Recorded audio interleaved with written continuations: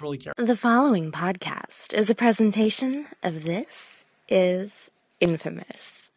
Listener discretion is advised.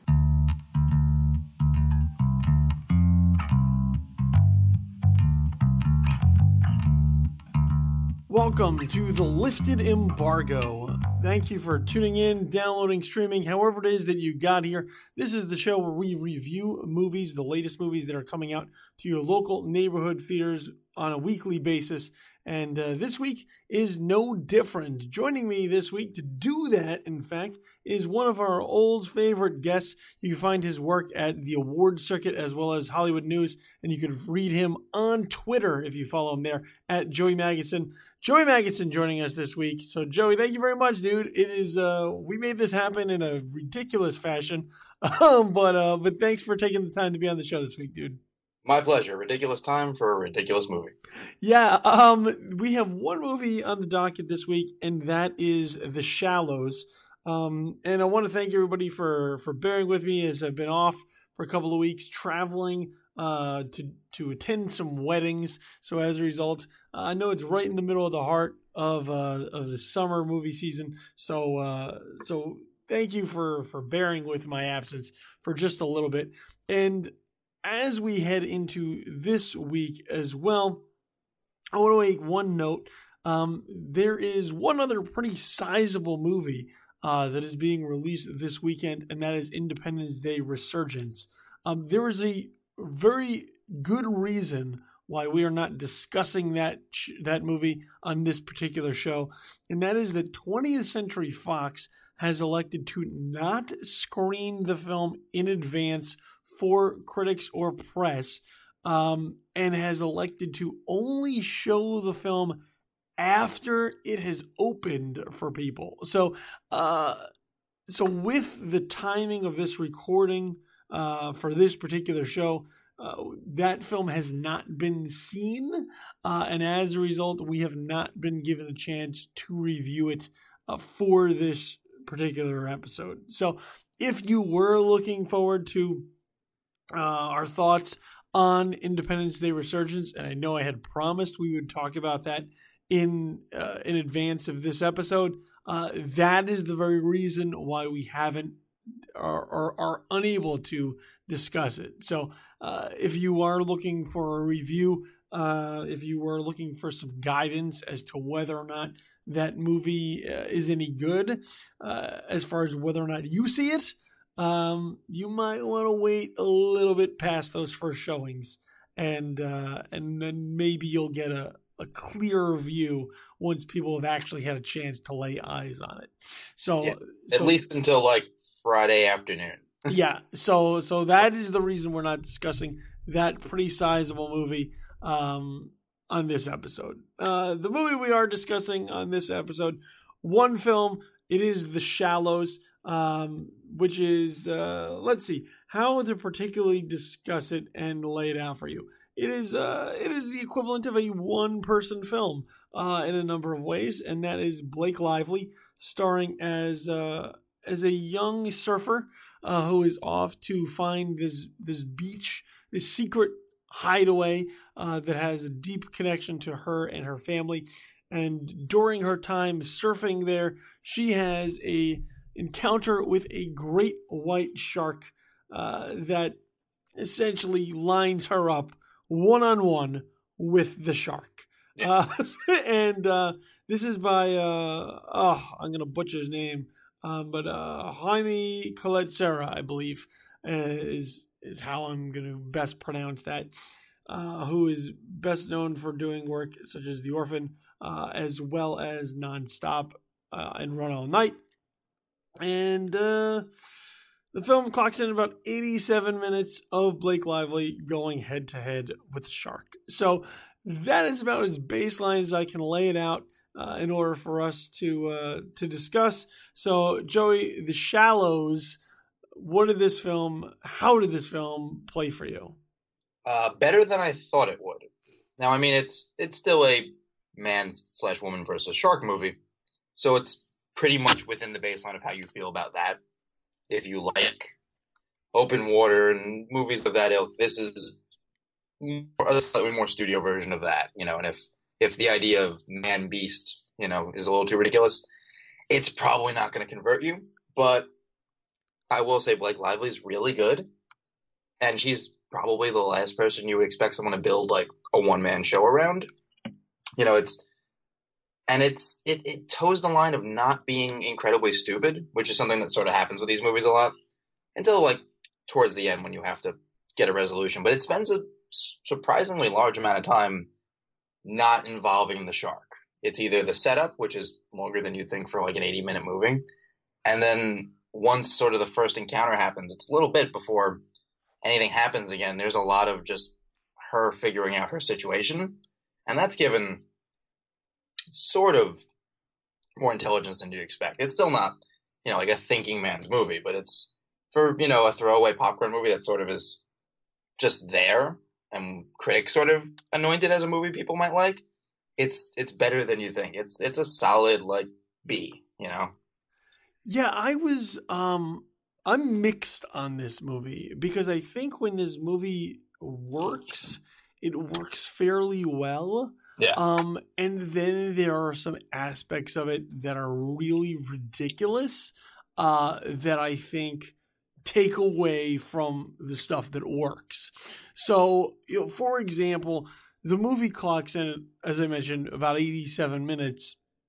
However, this is an exercise in shooting a movie in slow motion to fill out 87 minutes. If you shot most of this film at regular speed, you'd be done in about 35. But there are so many sequences of just shooting everything in slow motion that it fills up the time. And in the beginning, it sort of makes sense. Yeah. You have a lot of beauty shots of the setting, this tropical paradise. So you're seeing, aerial shots of the water and lots of shots of the wave. And it's like an entire sequence of just surfing masturbation, of just like watching people surf in slow motion, which is great. If you're into that thing or you just want to see sort of things of beauty, that's sort of pretty cool. But then at the exact same time, there are countless shots of Blake Lively's ass in close-up in slow motion, which I'm not necessarily complaining about, but after a while also feels a little bit overdone. So you have all of these sequences which are just slow motion. It's just, hey, look how beautiful this thing is. Oh, wait, let's slow it down for you to a ridiculously crawling speed so you can make sure you take all of it in. And after a while, you just start like looking at your watch a little bit like, all right, I kind of get it. If you can maybe speed it up a little so we can get into the story, that might be a little bit better. And it's a simple story. Like the simplicity of the film, I think, works in its favor. And sort of the build of the film, I think, works in its favor by, giving you a sense of the space, giving you a sense of time, how things are passing, what the damage is, the danger that lurks. I think in that way, those dramatic elements of the film work in its favor.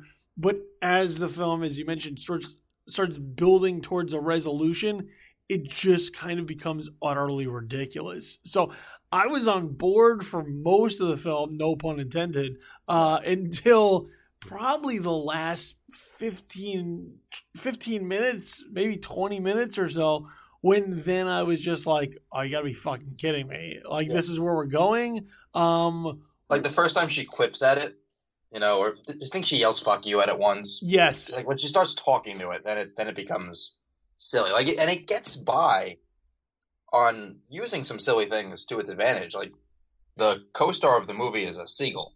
Yes. And for being like stupid in the way that like every time the shot's on the seagull, it cocks its head in the way of just like the filmmaker in cheat of like, yeah, no, this animal's listening and understands, but at the same time, you genuinely fear for that animal's life in a strange way for having no arc or character development, And the slow motion does fade in effectiveness. At the beginning, it's interesting. It really feels like the director is really eager to show you, I can make like an adult movie that's not super, sped up and MTV edited and a Liam Neeson star vehicle. Like, he clearly was like, I can do this. This is a good movie. Look what I can do.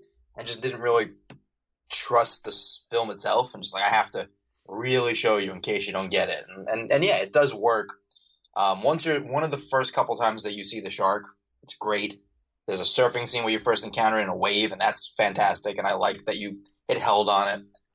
And then there were times where it'll attack a couple other people end up in the area, and they're just, food essentially.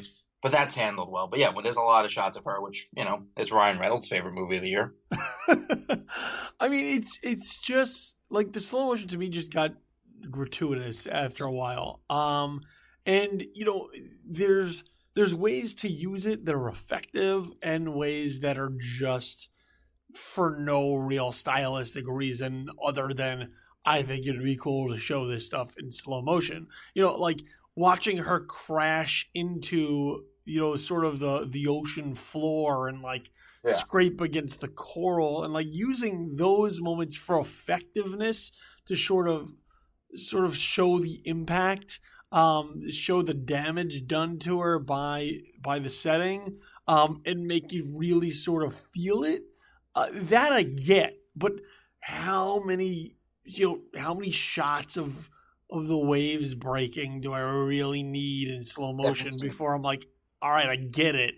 They look nice, but can we move on with stuff? And I think that's sort of where the weakness of the film comes in, is because it's only Blake Lively, there's nothing really else for her to play off of except for herself.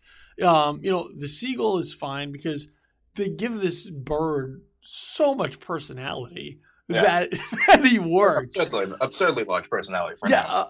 That it kind of works. You go, all right, okay, and you suspend disbelief because you're already in it, and because it's just one bird, and you're in such an isolated setting, you go, all right, I'll ride with this. Yeah. But beyond that, you talk about a film like Open Water, you at least have two people there who can sort of play off each other, and a lot of that is the sharks are sort of secondary. Everything else is sort of the internal conflicts that they are now hashing out by being in this setting.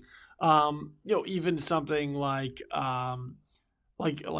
Frozen, which was not the Disney one. The Adam Green one. Yeah, the Adam Green one.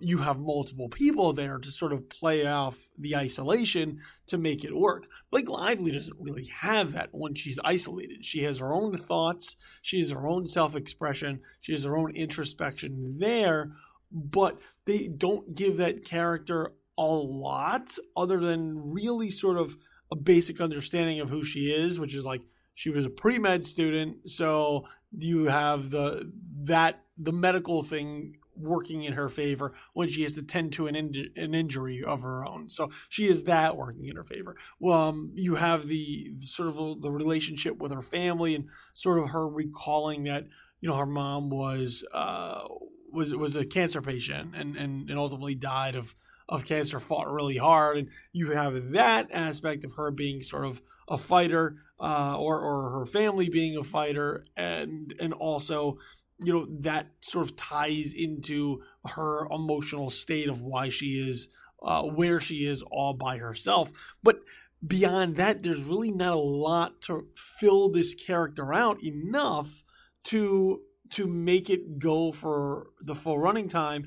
And because she's also trapped sort of on this rock out in the middle of the water, there's nowhere really for her to go and nothing for her to do other than momentary brushes with danger that I think also set the film back a little bit, because it's really relying on her and the nothingness, the non-action that she's afforded to sort of carry the film, and there's not a lot to really carry the film with that.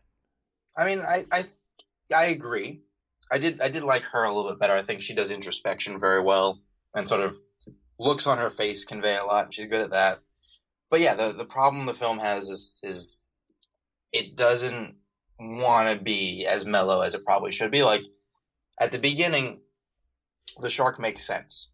Like, it sort of just is in the wave, it bumps up against her, and sharks, as they're prone to do, sometimes they'll be like, what do you, take a bite, move on.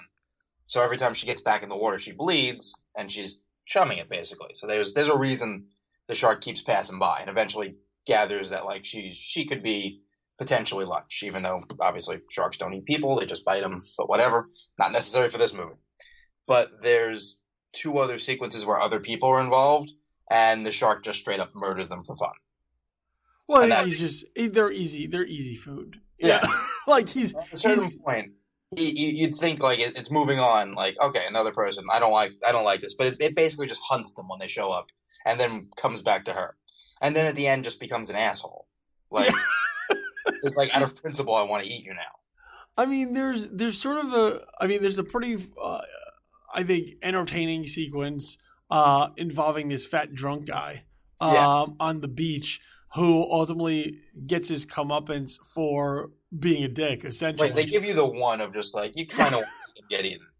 Yeah, I mean, this is the one guy in the movie that, like, kind of deserves it. Like, karma really shows up for this guy. Look, he's fat and drunk. Gets a little at the outset, and you go, all right, this poor bastard. And then he does, like, some pretty unsavory tactics when he should be maybe helping this person in need. That at that point you go, fuck this guy. If he's gonna get eaten by the shark, like, so be it. I don't feel too bad. Everyone else is sort of like, they're just cannon fodder that you feel a little bit bad for because they're just unsuspecting people. I feel bad for the whale at the beginning. Yeah, there's this. I mean, Does it imply that the shark killed the whale? Like, they never really bring that one up either. I mean, I would guess he's got, like, his big gash in him that looks like that's where the shark took a bite. And you would imagine that and this goes back to the knowledge of sharks that we've gained over the years from either Jaws or Shark Week. Yeah, which is basically like, sharks just swim and they eat. And here, this shark has a particularly easy feeding ground for just himself. So he's got this whale, he munches on this whale, good eat. Then these people come in, and while sharks may not eat people, well, the sharks gotta eat. And they happen to be there, and they're easy prey, so why not? What was interesting was they set up dolphins quickly. And, you hear stories of, like, dolphins protecting people from sharks, and, like, dolphins, are supposed to be, like, do-gooders. And these dolphins just blow right by her. They're like, hey, how you doing? Bye. Like, I've never seen dick dolphins before. I mean, they're kind of just set up there for misdirection. Yeah. They kind of give a false scare in the beginning, where you have sort of this build as to what's in the water. And it gives you, before she catches on to anything being there. Yeah, so it gives you like, oh, it's not so bad. Look, they're dolphins. Everybody likes dolphins. Before, like, the shark comes in and is like, fuck this, I'm gonna ruin everyone's day. So I mean, there are, like, as much as I don't think there's enough to fill out the film. I will agree that I do like Blake Lively in the film. I think that she does manage to carry what the film gives her to carry. I just don't know that the film gives her enough, because I think it paints itself in a corner in a number of ways. I think it's limited because of how it's set up. It's limited in that she's just by herself. It's limited in that she's just on this rock. So really, at that point, the only danger that she has is, I got to try and get in this water to get this thing that might help me, where I have to get in this water to test the boundaries and see, how far I can push it before I'm within reach of danger of the shark. So I think those moments work. I think they are sort of intense moments that I think just build off of the natural drama of seeing someone potentially being eaten by an oncoming shark. I wish there was more to it. And granted, because you have that very limited setting, it's hard to push it that much further before your audience starts to get bored by having just one person on a rock, especially when they can't do it. Like, this isn't Castaway where like Tom Hanks can like go do some stuff. No, she's limited. Yeah, she's essentially cast away on a rock to do nothing. So, I think, like I said, I think when the film is slower, when she's just sort of on the rock, trying to like get her bearings, tend to her wound, help this charismatic seagull, and then the little ventures into the water to where she puts herself in danger. I think that is where the film works. And like I said, I was on board for most of this film. It's then when she makes a run for the buoy, like the tide is coming in and there's a buoy over there. Like that's like her last bastion of safety. That's it. This is her last stand, is to try and get to this buoy and survive. Once she leaves the rock and goes towards the buoy, it turns into like man versus shark or woman versus shark, the action movie. Yeah. And it just becomes like eye-rollingly ridiculous. Yeah. It's sort of that moment where he's rewarding your patience, but I feel like it's a movie that's like at war with itself in a few ways. Like, I like it enough to recommend it, but I also completely understand people who might not feel like they got their money's worth because it is small. Like, it's almost designed in a way for critics. Like, it comes in the 80-minute range, 85, 87, which we love, automatic, like, plus when you're like in and out in under 90 minutes. Highlights an actress that you've been interested in seeing more from, and doesn't like quick cut around things. So it does like those kind of things. But at the same time, it gives you that ending of like, she's gonna take it to the shark at the end. Like that, like up until then, she's been a reasonably smart character. And then starts making very, very foolish decisions. It's strange. It's one of those, enthusiasm is not necessarily there to recommend it, but I feel like the people who think they're gonna like this movie are gonna like it. It's just you're not gonna convert people. It's not like, confined spaces movies are not your thing. This is gonna do it for you. It's not gonna do it for you. It's not like 127 hours or something like that where you can point to, above and beyond filmmaking or above and beyond performance. Everything is sort of where it needs to be, and I don't foresee anyone hating it, but I don't know who's going to rave necessarily. It's sort of you go in and you're satisfied to some degree, which is not bad, but there's definitely a better movie that exists within the framework of this. Maybe it's even just like the 70-minute version, but maybe it's also like the 100-minute version that adds some character and adds, a subplot and makes it more of a full meal as opposed to like a pretty decent appetizer. Yeah, it's the film just sort of comes in like a no man's land. Like, it would be a really good long short. It'll do awesome on Netflix. Yeah, because you could be in and out. Although I don't know that you'll get the full appreciation of sort of the setting watching it on your TV as opposed to if you see it on the screen. That's the problem. Cinematography is great. Yeah. And the other thing that's interesting to me is having seen it with an audience. I found myself at odds with the audience in the way that they viewed this film. So this is sort of, I think a barometer for how people may view this film in going to see it, because I felt that the audience was getting restless during the quieter, slower, simpler moments, which is the stuff that I really dug. And as it got into the more sort of Hollywood mainstream ridiculousness, that's the stuff I felt that they really embraced. Like Blake Lively getting on the buoy and going like full Chief Brody with a flare gun and like cursing at the oncoming shark. They kind of lost it at that. Like they thought it was great, and I was like, this is not. So it could be from a number of things. Like I've seen that sort of sequence before, or it feels out of place, or I've seen it in a different movie that sort of worked within those rules. But I found the more crowd-pleasing moments to be the stuff that I was not a fan of, and the less crowd-pleasing moments to be the stuff that I really enjoyed. I basically am with you. I didn't have as big a problem with some of the crowd-pleasing stuff, but it's definitely not on par with the movies that do it the best.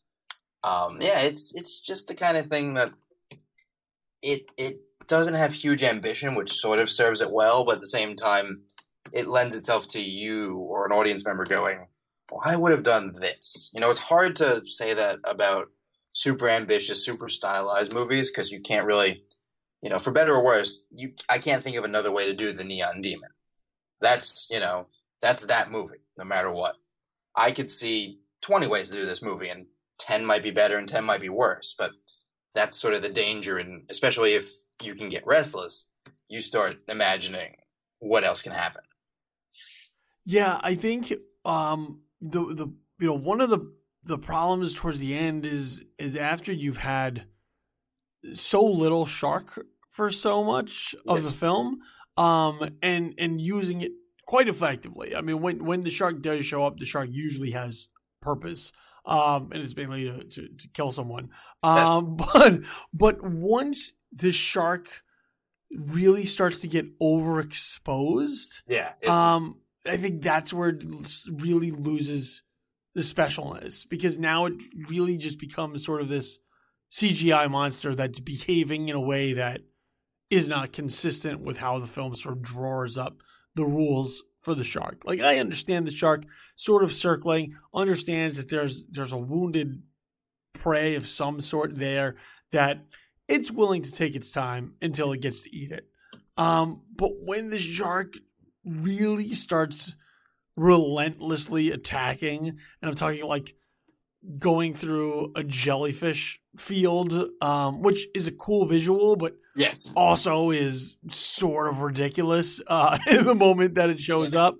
That was one of the moments where you're just like, no, there's too much going wrong for this person. It's like, I mean, it's fine to a point, and then there becomes like this whirlwind of shit storms, like one after another, where you just start looking at it and going, come on. And I understand, like, you want to reward the audience. You want to pay things off at the end for their patience in sort of sitting through the build. But at some point, like, be a little judicious maybe with what you're using, because you just like take all the shit and throw it at the wall and hope that it all sticks. I think it just feels careless as far as like telling the story. It doesn't work in that respect as in the story that it wants to tell, in the film that it's trying to be. And look, and this is for a film that I like most of. I just wish I liked it more at the end. So, what I wind up having is a film that, like, 3/4 of I enjoyed, and then the last bit, which is the stuff that I'm going to walk away remembering the most vividly, because it's the last thing I saw, it felt like that sort of undercut all the work that it had put forth in getting to that point. Yes, definitely. It's the last 10 minutes threatened to throw you off. And yeah, I mean, those 10 minutes of the stuff I'm probably going to tell people about, which is the strange thing. Like, I'm going to tell them about, like, Shark becomes an asshole and it gets ridiculous. But the stuff I enjoyed in the theater was, like the way they integrate her med school training, like the way she can treat herself by like talking her through herself like she's a patient. That stuff is good. Or like a couple of her responses. Like there's a scene also where it's almost entirely her watching something happen, and that's fantastic. But then it's almost like the filmmaker sort of remembered who he was toward the end. It was like, oh shit. Well, when we need is like Liam Neeson to ride in on like a porpoise and like save the day. Like it was building towards that. Yeah, I mean, it feels like a wasted opportunity to do something pretty cool. And I mean, as much as it's weird, because as much as I'm talking about the sort of negatives, which I think they stand out more than the positives do because of how simple the rest of the film is. Yes. Look, Blake Lively is pretty good in this film, which is not something you get to say all the time. I will say, having seen the new Woody Allen movie, she's pretty good there, even though she's kind of wasted. I mean, it's better than Green Lantern and Savages. Yeah. So you get that going in its favor. Closer to the town. Yeah, a little bit, probably closer towards that. So, better than probably you expected, but not strong enough to sort of make up for the shortcomings of the film. Yeah, it's fine for what it is, and no one's going to come out feeling particularly cheated. But yeah, there's a version of this movie that's sort of the summer surprise and would make a ton of money and I can't think of necessarily the exact example of what would it be, but the hit at the end of the year, we're like, really? I can't believe that one was the one we didn't see coming. Yeah, it's a film that just sort of is, as you mentioned, kind of at war with itself. Like it has an identity crisis because it wants to be sort of this serious, introspective, sort of simple movie, but then it also wants to have Blake Lively fight a shark. Yeah. And it's really hard to make those two things work without the latter part of it seeming like it doesn't belong. So, like if you want to have Blake Lively fight the shark, then don't ground your film for most of the rest of it, because it's not gonna work. You have to. I mean, ultimately, the ultimate shark movie that we have is Jaws. I would even give Jaws 2 some credit because it's better than the other sequels. It's not quite as good as Jaws, but faint praise. Yeah, but you also have it plays within the rules. So even towards the end, especially like Jaws 2, when Jaws becomes much more of this antagonist, active antagonist, as opposed to in the first film where, he's just being a shark in this community who does what he does. Those films use the shark to operate within the confines of the world that they've built. This one, I think, at some point literally jumps the shark. Yes. And forgets the rules. It's just like, well, fuck it. We need a cool shark sequence in order to sort of wrap this thing up. And that's really where I take the most issue with The Shallows, is that it's a fine film. It's all right for what it wants to be for most of the time. But as it gets towards the end, it just completely loses any sense of self and gets borderline ridiculous. Agreed. It's better than it probably was expected to be. Not as good as it could have been. Yeah, I think that's probably the best way to sum it up, is that it could have been much better, but it's not. It's this. So it's a bloop single. Yeah, that's such a cheap way to describe it. In the paper the next day, it's a line drive, but in the moment, you're like, yeah, okay, I'm on base. Yeah, it's not quite. It's like a walk. It's not quite a hit, but it's. They work the count first. It's something. They work, then at 3 and 2, they throw a wild pitch, and that's how you get on base. Yeah, I mean, after a while, if you're standing on first base, I guess who gives a shit? But Ebert, Siskel and Ebert style, thumb has to be up, but in the moment, we know better. Yeah. So a mixed bag when it comes to The Shallows. Faint praise. Yes. It's all right. If you go see it, I don't know that you'll feel let down. Because I don't know that your expectations were that high to begin with. Yeah. But I also think you'll be slightly disappointed. I will say that going by what I suspect, this might be better than Independence Day.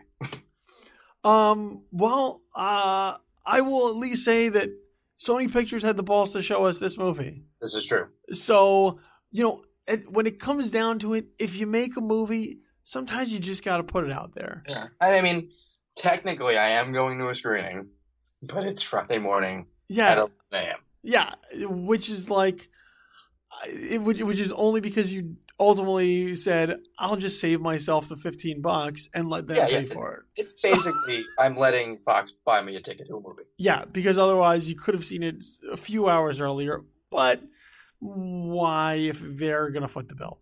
Yes.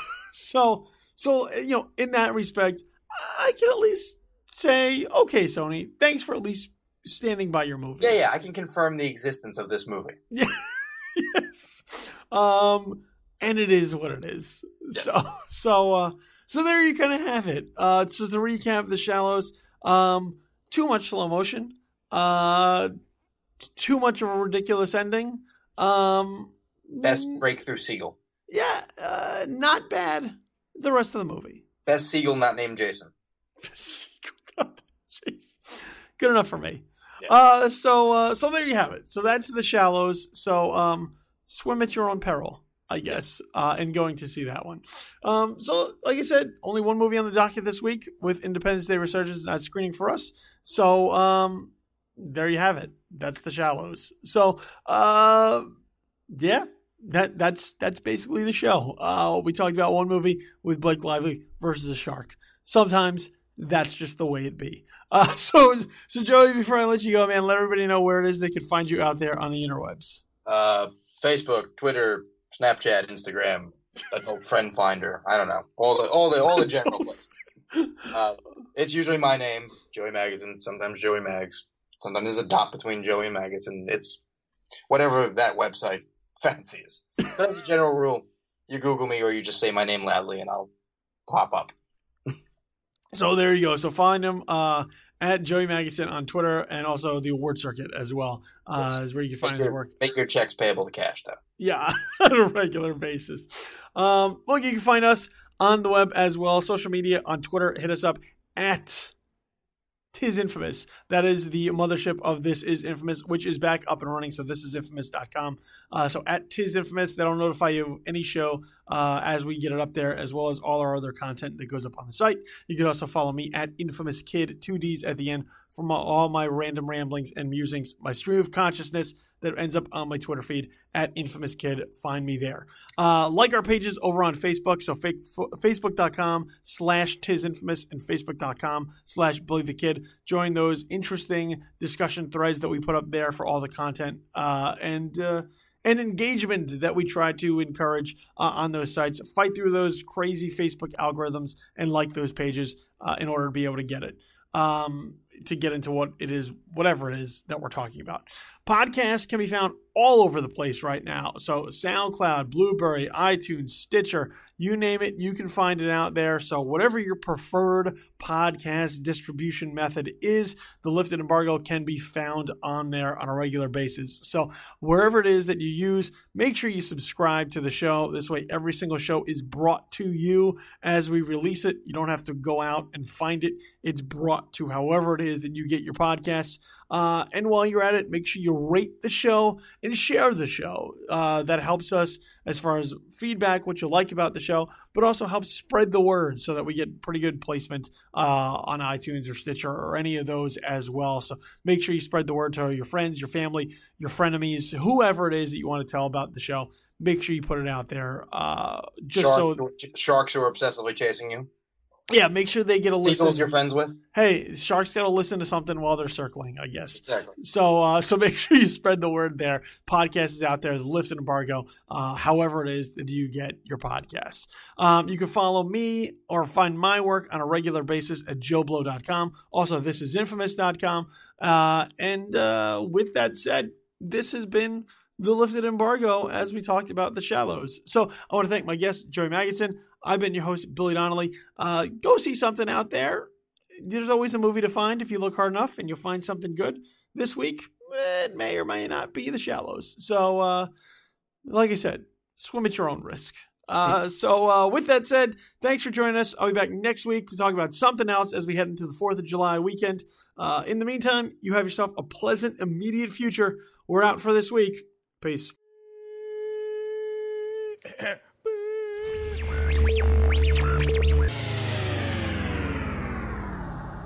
The Lifted Embargo is a podcast presentation of This Is Infamous.